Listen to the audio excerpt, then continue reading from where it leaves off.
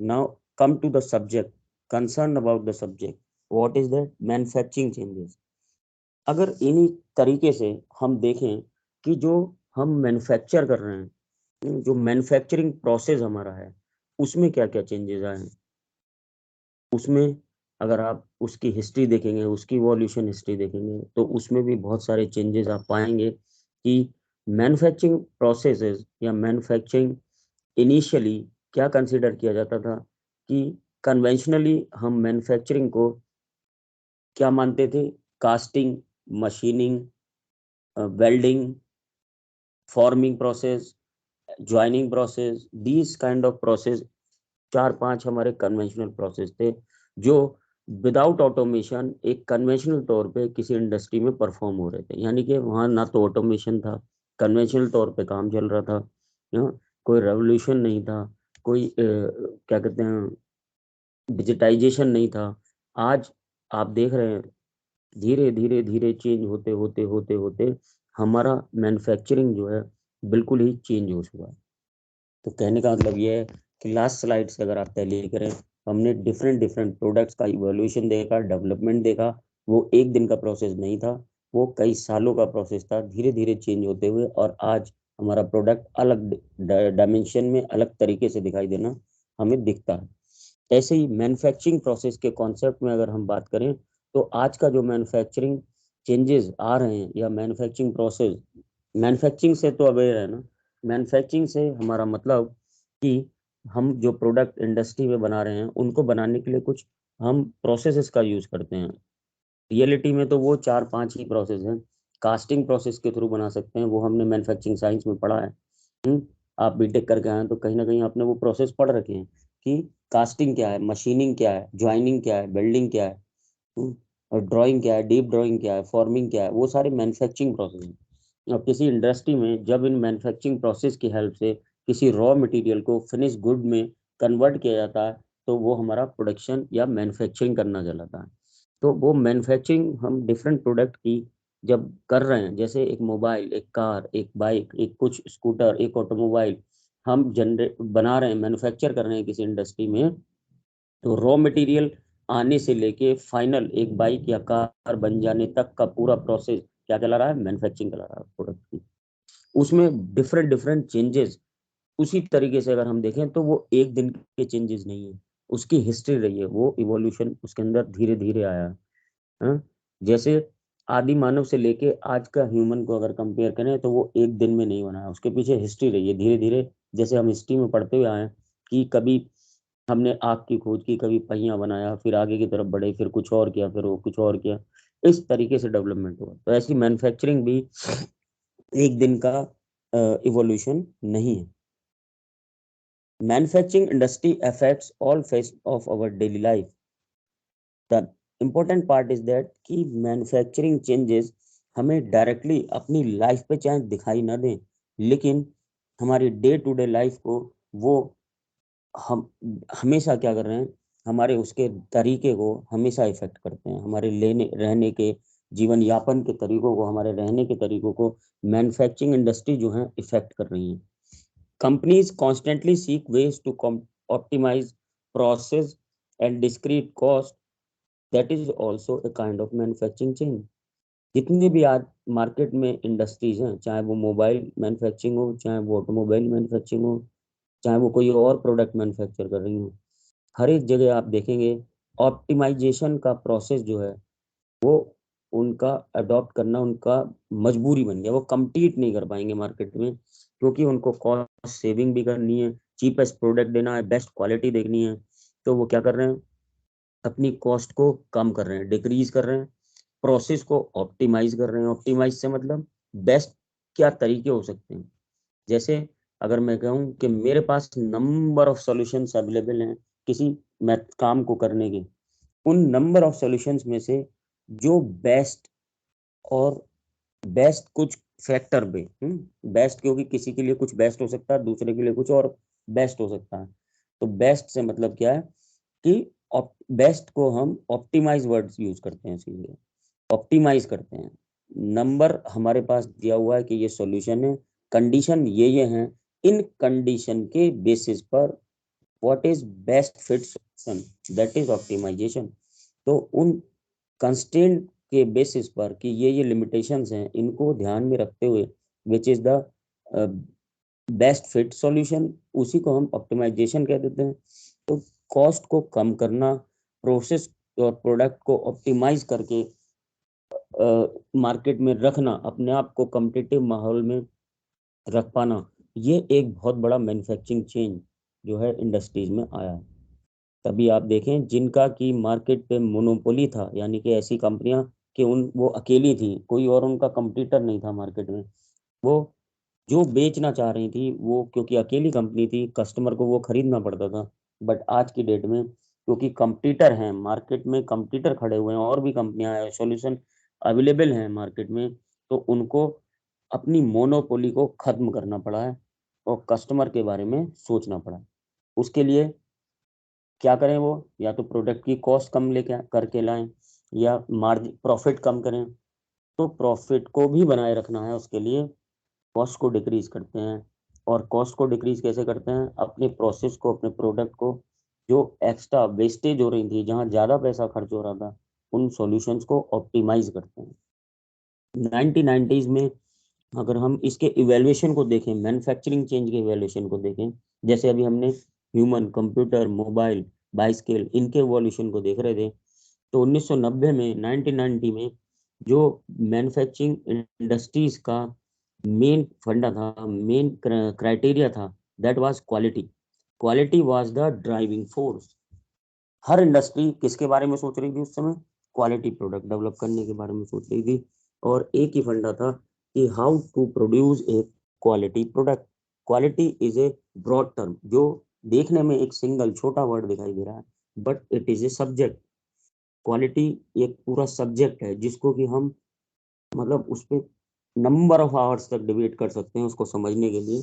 फिलहाल अभी हम क्वालिटी को इतना समझ लेते हैं कि what customer wants that is quality. एक सिंपल डेफिनेशन से स्टार्ट करें तो, कि जो कस्टमर चाहता है, जो उसको चाहिए, जो वो ढूंढ रहा है, वही क्वालिटी है।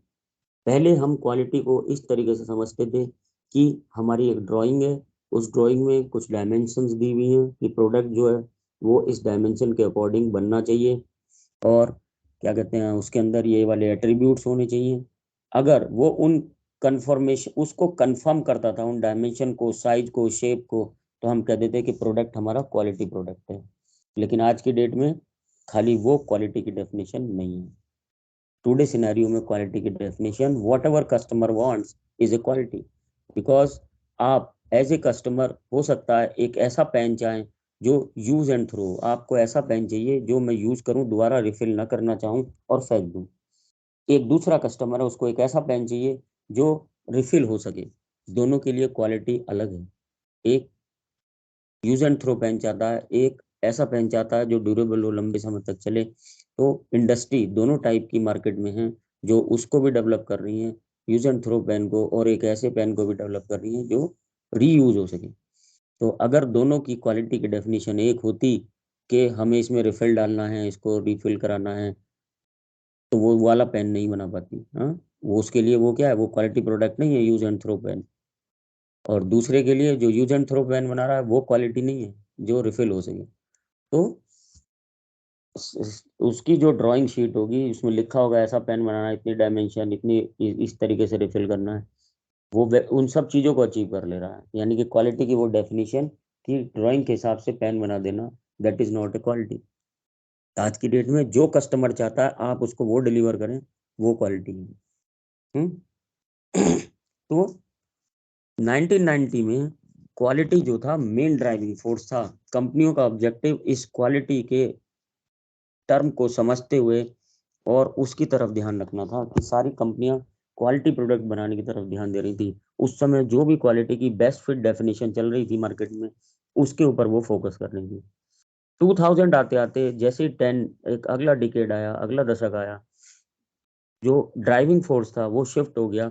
मैन्युफैक्चरिंग चेंजेस जो हैं वो शिफ्ट हो गए, और किस तरफ शिफ्ट हो गए, now the safety was the another concern. जैसे सीट बेल्ट, जैसे आप देखें कि क्या कहते हैं, जो कार में लगा रहता है और हिट करने पे क्या बोलते हैं उसको, कार अगर टक्कर लग जाती है तो बलून शेप में खुल जाता है, नाम ध्यान नहीं आ रहा मतलब। एयरबैग। हाँ एयरबैग, सॉरी एयरबैग। तो वो ऐसा ऐसी बहुत सारी सेफ्टी की तरफ 2000 में चीजें, ये तो ऑटोमोबाइल का मैंने बताया। किसी भी फील्ड में जो वो प्रोडक्ट बना रही थी, यानी कि मोबाइल फोन है तो मोबाइल फोन से निकलने वाले हजार्डियस जो जिसे हम सार वैल्यू कहते हैं, SAR, ऐसे हर प्रोडक्ट पे जो कंसर्न होने लगा वो उसकी सेफ्टी की तरफ जाने लगा, कि क्वालिटी के साथ साथ अब आपको ये भी देखना है कि दैट प्रोडक्ट इज सेफ और नॉट, उसके अंदर सेफ्टी के क्या कंसर्न्स हैं, ये सारी इनबिल्ट उसके अंदर होने लगी चीजें, उसकी तरफ कंपनियां सोचना शुरू कर दी। तो मैन्युफैक्चरिंग चेंज आना शुरू हुआ, इंडस्ट्री को उसके हिसाब से अपने आप को क्या करना पड़ा, चेंज करना पड़ा। उसके बाद धीरे धीरे आज आज की बात करें या आज से कुछ समय की, क्योंकि स्लाइड्स पुरानी हैं और डेटा पुराना है, तो कुछ अब से कुछ समय पहले, अब से जस्ट थोड़े पिछले कुछ समय की बात करें, तो इन्वायरमेंटल सस्टेनेबिलिटी की बात आज भी चल रही है। आज भी सोच रहे हैं, जैसे ग्लोबल वार्मिंग, और जैसे जो प्रोडक्ट हम बना रहे हैं उसमें कोई हजार्डियस केमिकल एलिमेंट ऐसा तो नहीं है जो इन्वायरमेंट को पॉल्यूट करे। For example AC, air conditioner, उसमें हम देख रहे हैं उसके अंदर जो रेफ्रिजरेंट यूज हो रहा था, जो गैस यूज हो रही थी रेफ्रिजरेंट, वो पहले हाइड्रोक्लोरोकार्बन्स यूज होते थे, CFCs, क्लोरोफ्लोरोकार्बन्स यूज होते थे।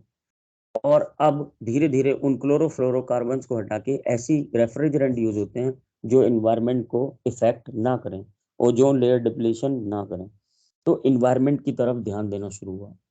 अगला दशक आया 2010 की बात करें, लगभग 10 to 15, और आज भी अभी भी सारी तरफ ध्यान दिया जा रहा है कि जो मैन्युफैक्चरिंग इंडस्ट्रीज हैं वो अपने कंपोनेंट या अपना प्रोडक्ट जो बना रही है वो इन्वायरमेंट के फैक्टर को, इन्वायरमेंट की सस्टेनेबिलिटी को ध्यान में रखकर प्रोडक्ट बनाए।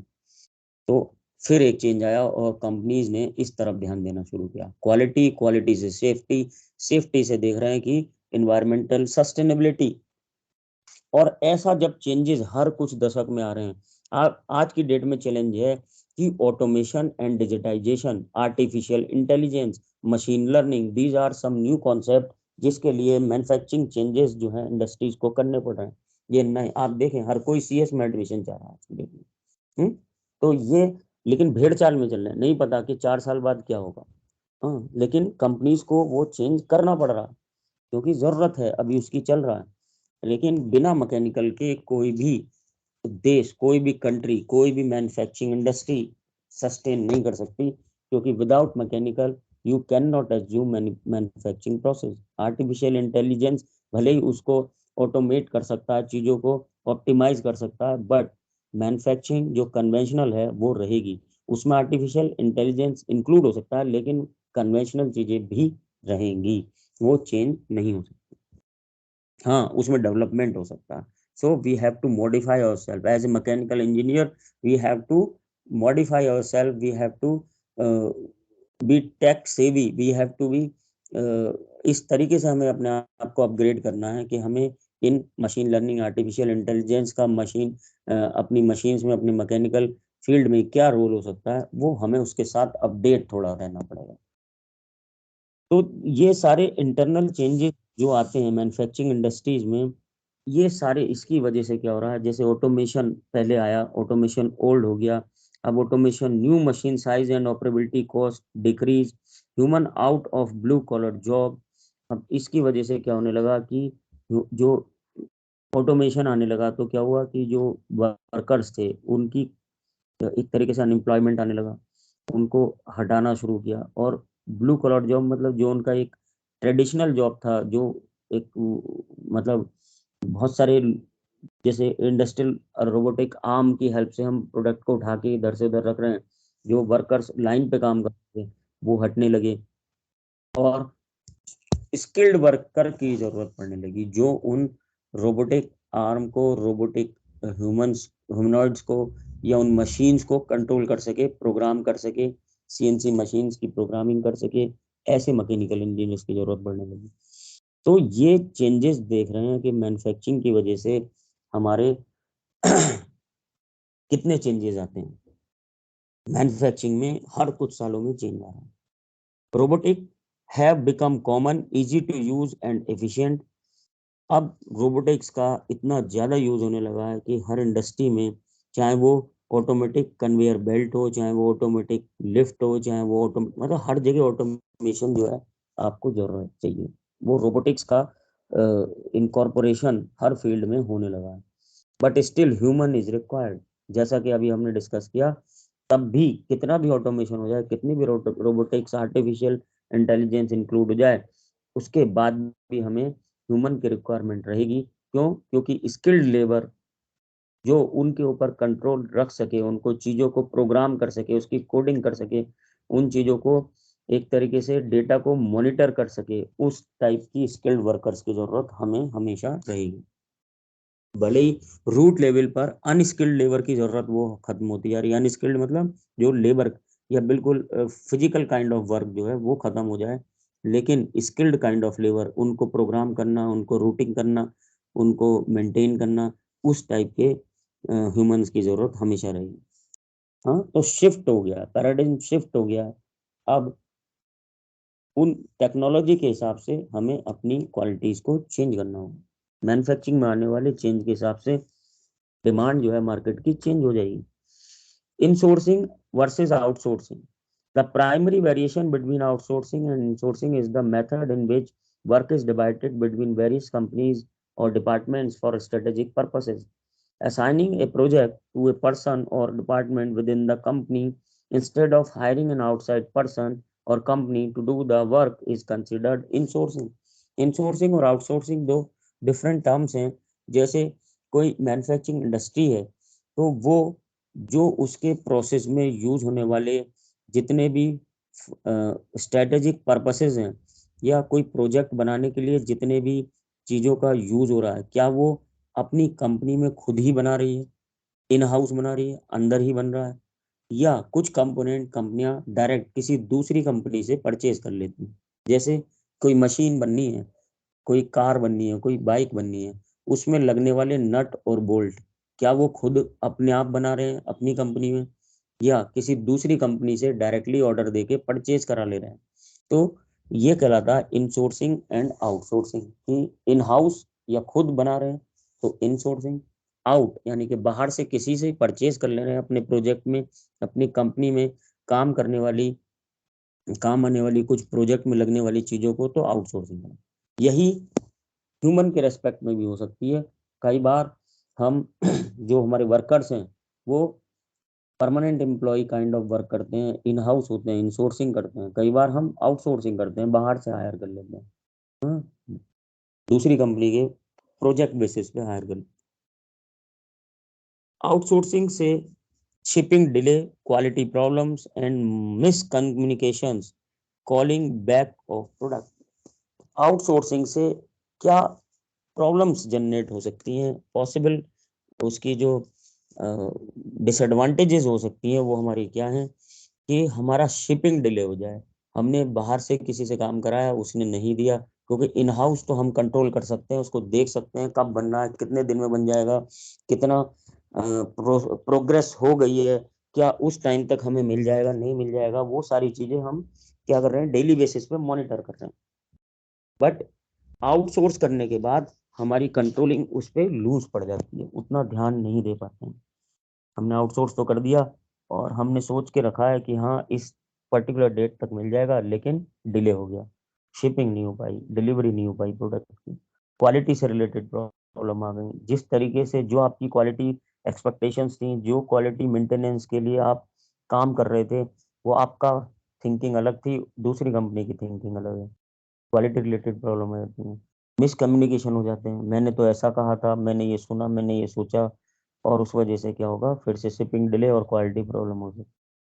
तो आउटसोर्सिंग कंपनी ने तो प्रोडक्ट बना के दे दिया, उसमें ये प्रॉब्लम आ गई, at a result in house company जो उस प्रोडक्ट को बना के असेंबली करके अपने फाइनल प्रोडक्ट को मार्केट में बेच रही थी, उनको क्या आएगा, उन्हें अपना प्रोडक्ट कॉल बैक करना पड़ सकता है मार्केट से। जैसे कई बार आपने मार्केट में सुना होगा कि जो क्या कहते हैं, अच्छी गुडविल वाली कंपनियां हैं, वो अगर मार्केट में कोई मैन्युफैक्चरिंग फॉल्ट आता है तो अपने प्रोडक्ट को कॉल लेती हैं।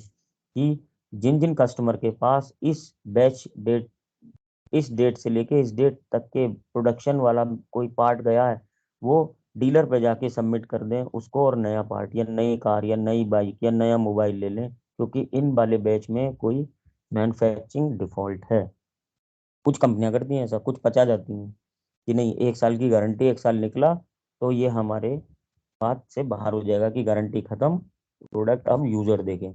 लेकिन कुछ कंपनियां जो अच्छी गुडविल की होती हैं, अगर उन्हें पता भी चलता है कि हमारी वजह से फॉल्ट हुआ था, और तो वो मार्केट से कॉल बैक करा लेती हैं, प्रोडक्ट रिलीज कर देती हैं नोटिस कि आप जाएं, डीलर पे जाएं, ये प्रोडक्ट सबमिट करें, नया ले लें, क्योंकि उन्हें अपनी गुडविल की चिंता होती है। वो चाहते हैं कि कस्टमर का प्रोडक्ट से अगर एक बार भरोसा टूटा तो वो आगे फ्यूचर में कभी वो गुडविल जनरेट नहीं कर पाएगी। जैसे जनरली मैं जो ऑब्जर्व कर रहा हूँ आज की डेट में, जो सैमसंग के कुछ पर्टिकुलर मोबाइल्स में मदरबोर्ड की बहुत ज़्यादा प्रॉब्लम आ रही है, लेकिन वो प्रॉब्लम 1 साल 2 साल बाद आ रही है, और मोबाइल की जो वारंटी पीरियड होता है वो 1 साल का होता है। उनको हो सकता है वो प्रॉब्लम उनको पता ही ना हो, रिपोर्ट ही ना हो, लेकिन गुडविल जो है सैमसंग के मोबाइल की वो खत्म हो रही है मार्केट से धीरे धीरे। लोग दूसरी कंपनियों की तरफ जा रहे हैं। पहले जो भरोसा रहता था वो, जब एक बार मैंने मान लो कोई मोबाइल परचेज करा सैमसंग का, मेरे में मदरबोर्ड की प्रॉब्लम आ गई, मैंने देखा और दूसरे की भी आ रही थी, तो हमारा क्या, उस पर्टिकुलर पर्सन का भरोसा तो खत्म होगा ही होगा। वो 2 4 से और गएगा, गुडविल खत्म होने लगेगी। औरों के साथ ऐसा लार्ज स्केल पे होने लगेगा तो कंपनी का वो प्रोडक्ट बिकना बंद हो जाएगा, कंपनी बैठ जाएगी। इसलिए कंपनियां क्या करती हैं, अपने प्रोडक्ट को कॉल बैक करा लेती हैं कि गुडविल बनी रहे मार्केट में, और कंज्यूमर या कस्टमर का भरोसा बना रहे। दूसरा, ये सारे हमारे चेंजेस हैं area closer to home, means manufacturing changes में हमारा जो क्या कहते हैं आउटसोर्सिंग और इनसोर्सिंग वाला है, उसमें हमारा जो एरिया है यानी कि जहाँ हम वर्क कर रहे हैं वो क्लोजर टू होम होना चाहिए। अगर आउटसोर्सिंग कर भी रहे हैं तो ऐसा हो कि हमारी ही उसी कंपनी की कोई सब्सिडरी कंपनी है, उसी के पास हम अपना प्रोडक्ट भेज रहे हैं, जिसकी पॉलिसी हमारे से मैच होती है, या वो एक एनबी एक्रेडिटेड या आईएसओ सर्टिफाइड लैब है, या आईएसओ सर्टिफाइड एक कंपनी है जो कुछ स्टैंडर्ड्स को फॉलो करती है। तो वो उन चीज़ों को हमें देखना पड़ेगा।